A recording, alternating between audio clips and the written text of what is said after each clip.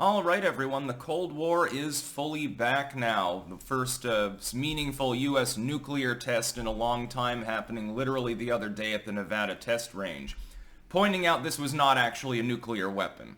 But when you strap a high explosive with various radioactive materials to look at what happens and where did the radiation go, what level is it, we're studying the emitters and so forth. And then you're claiming that that has to do with attempts at non-proliferation. I don't know. I think that the timing is not coincidental to the fact that literally the day before this happened, the Russians decided to officially begin the process of de-ratifying the test ban treaty. I would point out that the United States is already no longer full party to the test ban treaty, so when people were saying Russia bad, they are basically just doing what we already did years ago. In fact, that was a direct and positive reaction to the Russians going back to certain long-range missile tests, or was it intermediate range missiles? I think they tested one of those, and people got rather frightened because you're not supposed to test those under international treaty either. You're not supposed to field them. Why the longer range missiles are okay and the intermediate ones aren't, I'm not exactly 100% sure why that rule was made up. It's okay if you bomb somebody across an ocean, but it's not okay if you bomb somebody a couple of lakes away from you. I guess that's basically the intonation. But yeah, the bomb is back. I'd be surprised if one or more parties that are nuclear nations don't start testing again. The underground tests, presumably. Unfortunately, we're not going to get to see any stunning 8K 2000 FPS shots with fully modern audio systems of, the big boy going off so that we can, sit there with our shortwave radios on in a gas mask and have cozy times on 4chan again like we did during the North Korean dust-up years ago. Those were fun. By the way, that shortwave broadcast everyone that was tuning into, it's actually based here in Enschede. It's actually at the University of Twente. It's a couple of miles from me. And I found that funny because I didn't know that back when I was using, those broadcasts to listen into number stations and stuff like that. Everyone was listening to the Russian Dead Hand and stuff, UVB. And it was fun time had by all. We were on the precipice of World War III. But yeah, I'm living in the same city that shortwave broadcast comes from. U20 shortwave, by the way, you can tune into literally anything in the world there. It's got a really good antenna array. Anyway, the bomb is back. I wrote a Substack about this, so if you want the too long, don't watch whole video version, just take that link in the description and you can run with it. I'll also pin it at the top if you're watching on YouTube. Here's the less fun side of this. Have we not seen a series of escalatory moves by both the West and the East Bloc over the last couple of years? And things already were worsening, under Bush. The return to the Cold War process sort of begins in the late 2000s. In roughly 2006, I believe it was, or 07 with the invasion of Georgia. And then it goes from there. And the relatively, and I do mean this relatively, warm relations between especially the U.S. and Russia, and the softening of people's hardline stances in war really, it goes away at that point. And it has been getting worse ever since. Obama's Arab Spring didn't really help.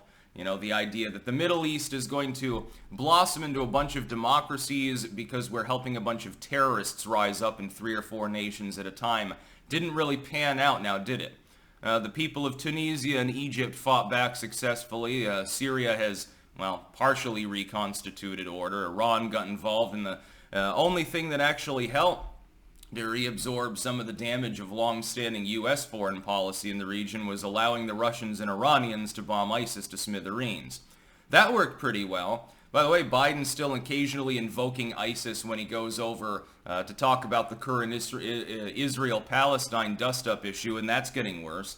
That's certainly an exacerbated situation. You're basically, at any given moment, you're one order from Netanyahu to send the tanks in away from an ethnic cleansing, possibly. Certainly large-scale battles involving tens of thousands of casualties on both sides. And now we're returning to at least a limited style of nuclear testing.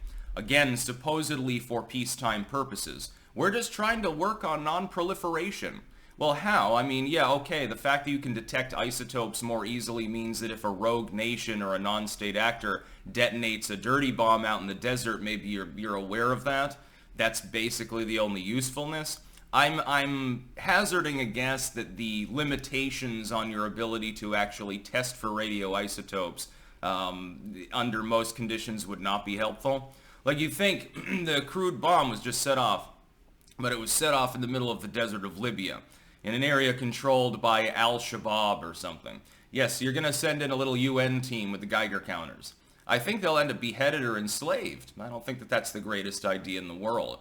So it seems to be more of a counter to Russia's move the other day. Again, a retaliatory measure to say, look, we can still do nuke testing. We can start this back up anytime. We can make 1,000 bombs a month, whatever, or some inordinate number. I think the United States was already capable of making a new atomic weapon when we were dropping them on Hiroshima and Nagasaki about once a week. And that was back in the 1940s with very, very primitive technology. We weren't boosting weapons back then, except in theoretical paperwork. North Korea is basically on par with that capability. Thankfully, they don't have enough nuclear material to make that many atomic weapons, or they might become a serious threat. They'll obtain it eventually, though. I guess the worry, though, is not so much the U.S. and Russia. That's the devil that you know. The U.S. and Russia have the motherlode of nuclear weapons in the world. I don't think that either the U.S. or Russian government really wants to press the button. I think that they would be exceptionally hesitant to do so, mainly because the name of the game of both governments is amass more wealth, and after the nuclear war, there's a lot less wealth to be able to actually have, and there's no guarantee you can leave your bunker for a good 6 months, and people generally like to go outside.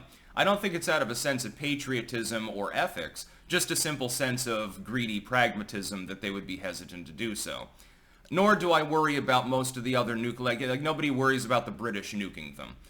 Theirs is an entirely defensively postured nuclear arsenal, mainly sub-based, with the subs actually given sealed orders of what to do by the king himself, King Charles at this point, used to be Queen Elizabeth. And basically, in the event of a nuclear war, they open up that letter and it tells them what to do. So nobody even knows whether the British would retaliate even if they were nuked. Just to be clear, the king could give the order, do not fire. The world's ending anyway, we'll spare a few lives, basically. Showing my largesse to the barbarians in one last desperate decrepitude act of the dead British Empire. Nobody really, well, the French maybe. They're becoming a little bit more imperialistic and warmongering these days. Certainly India and Pakistan could pop off, but they're more likely to just hit each other. China, gray area, who knows? It kind of depends on who their premier is, and it appears that for the rest of his life it'll be Xi Jinping again. At least it's a devil you know. I guess the big worry is that somebody else drops the NPT and develops them. And then you've got the rogue nuclear states. North Korea, thankfully, doesn't have boosted weapons, or appears so. And Israel, which has an undeclared stockpile, and then has the Samson option. Which one of these do you think is the most likely to pop off? Israel. Which one, upon dissolution of the state, if things really escalated into a regional war that, crippled enough infrastructure and order breaks down and stuff like that, would most likely see the possible theft of a nuclear weapon? It would be Israel. Again, they have a scarcely defensible bordered area anyway. We're not sure exactly where the weapons are, how well guarded they are, and it's at probably the world's foremost flashpoint. Or they could haul off, do the Samson option. They could destroy Lebanon, Jordan, Syria, Egypt, Iraq. They could pretty much destroy the whole region. I don't know if they'd target the Jordanians, maybe. I seem on better terms with them generally speaking. Palestine would cease to exist, and so would Israel. In fact, they might do salted earth and say, okay, well, if we're going to go out with a bang. They nuke their own cities just to prevent them from falling into the hands of whatever enemy remnant is left afterwards. 90% of the Levant dies or something. Meanwhile, this is dick-wagging between the U.S. and Russia. It is the official return of the Cold War. This kind of thing was not a regular going on there since the fall of the Soviet Union, or shortly thereafter, really. and had disappeared for a while in the era of Chia Pets and those Windows screensavers. They always have the computers in the mall stores. And even like, it wasn't even a computer store, but they'd have a computer there that was just idling with its screensaver just so people would gawk at it. And point that out in the article, how funny that was.